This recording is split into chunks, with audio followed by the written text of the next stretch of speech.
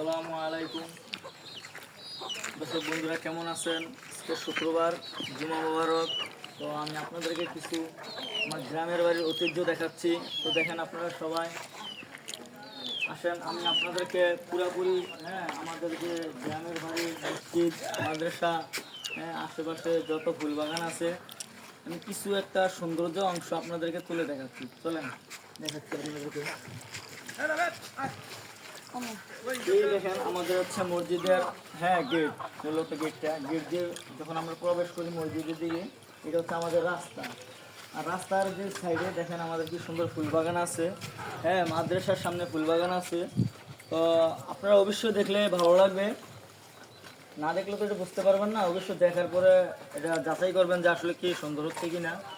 এই যে দেখেন কি সুন্দর ফুলবাগান। আমাদের এখানে কাঁঠাল গাছ আছে। তারপরে আপনাদের এই যে আমাদের পাশে হচ্ছে কবরস্থান। হ্যাঁ, তো কবরস্থান আছে এখানে। আমরা এই বাড়িতে আমার যারাই মারা যায় তাদেরকে এখানেই দাফন করা হয়। তো দেখেন আপনাদের আমি দেখাচ্ছি, সামনের দিকে আসেন। দর্শক বিন্দুরা আপনারা দেখবেন, অবশ্যই দেখবেন কী করা হচ্ছে এখানে আর কি দেখাচ্ছি, অবশ্যই আমাদের ভালো লাগবে। তো এখানে হচ্ছে আমাদের এই যে মসজিদ, এটা হচ্ছে আমাদের মসজিদ।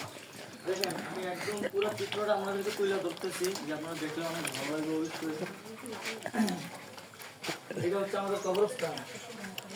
আসলে আমরা দুনিয়াতে যত কিছু করি না কেন, মূলত হচ্ছে যে আমাদের দিন শেষে কিন্তু এই কবরস্থানে আসতে হবে। এটা হচ্ছে আমাদের ক্ষণস্থায়ী জিন্দেগি, আমাদের চিরস্থায়ী জিন্দেগি হচ্ছে কবরস্থান। আমরা যেদিন মারা যাব, মারা যাওয়ার পরে আমাদেরকে শেষ ঠিকানা হচ্ছে আমাদের কবরস্থান। তো আমরা এই পৃথিবীতে যতই বাহাদুরি দেয় কেন, টাকা পয়সা অর্থ সম্পদ যতই কিছু থাকুক না কেন, আমাদের শেষ নিঃশ্বাস যখন ত্যাগ করবো অবশ্যই কবরস্থানে চলে আসতে হবে। কারণ আমাদেরকে আমাদের বাবা মা, ভাই ব্রাদার সবাই ঘর থেকে বের করে দেবে। তখন আর আমাদেরকে কেউ রাখবে না ঘরের ভিতরে। কারণ আমরা যে টাকা পয়সা কামাইলাম, ধন সম্পদ জোড়াইলাম, আমার ছেলে সন্তান আমারে তখন ওইটার দিকে তাকিয়ে রাখবে না, তখন আমাকে শেষ ঠিকানা এসে পৌঁছে দিবে। তো আসেন আপনাদেরকে দেখাই। আমরা আসলে মূলত দিনের কাজ করতে হবে, দিনের কাজ না করলে আমরা আল্লাহর কাছে সুযোগ দেবো। টাকা পয়সা যতই কিছু থাকুক, আমাদের সবচেয়ে বড় আমল হচ্ছে নামাজ। আর এই কবরস্থানে আসতে হলে এর আগে আমাদের নামাজ পড়তে হবে, মানুষের সাথে ভালো কথা বলতে হবে, মানুষের সাথে ভালো আচরণ করতে হবে, কারো হক মাইরা খাওয়া যাবে না। আমি যদি কারোর হক না মেরে খাই, আল্লাহ তাআলা অবশ্যই আমাকে কবরস্থানে যখন আমার মাটি দিবে, আমাকে তখন ফেরেশতারা এসে জিজ্ঞাসা করবে, তুমি এই দুনিয়াতে কি করে আসছো, তোমার কি করার উদ্দেশ্য ছিল, আল্লাহ তোমাকে কেন পাঠাইছে। তো আমরা যদি ওই জিনিসটা না করে যেতে পারি ভাই, তাহলে আমরা কি জব দেব কবরস্থানে যে, এই কবরে যে। আমরা আল্লাহ যখন ফেরেশতাদেরকে পাঠাবে, তখন ফেরেশতারা আমাকে যখন বলবে যে তোমার দিন কি, তোমার নবীকে, তোমার রবকে, তখন আমি কী জব দেবো আল্লাহ। আচ্ছা, আমরা আল্লাহর কাছে কী জব দেবো যদি আমরা ভাইগুলো না করি। তবে আমরা আল্লাহর কাজ করতে হবে, বেশি বেশি আল্লাহর কাজ করতে হবে, নামাজ পড়তে হবে, পাশাপাশি এক ভাই আরেক ভাইকে উপকার করতে হবে। এক ভাই যদি বিপদে পড়ে যায়, তাহলে আমরা ওই ভাইকে কী করব, বিপদ থেকে উদ্ধার করব। তো এটাই ভাই। আর এই মসজিদে যখন আমরা নামাজ পড়তে আসি, তখন আল্লাহ তাআলা তখন খুশি হয়ে যায়।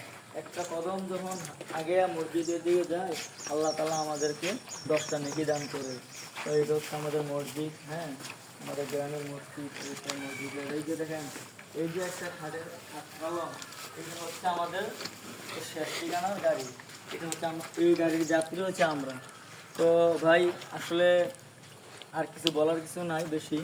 তো আমরা ইনশাল্লাহ যে যেখানে থাকবো নামাজ পড়বো, দিনের কাজ করব, এক ভাই আরেক ভাইকে দাওয়াত করব।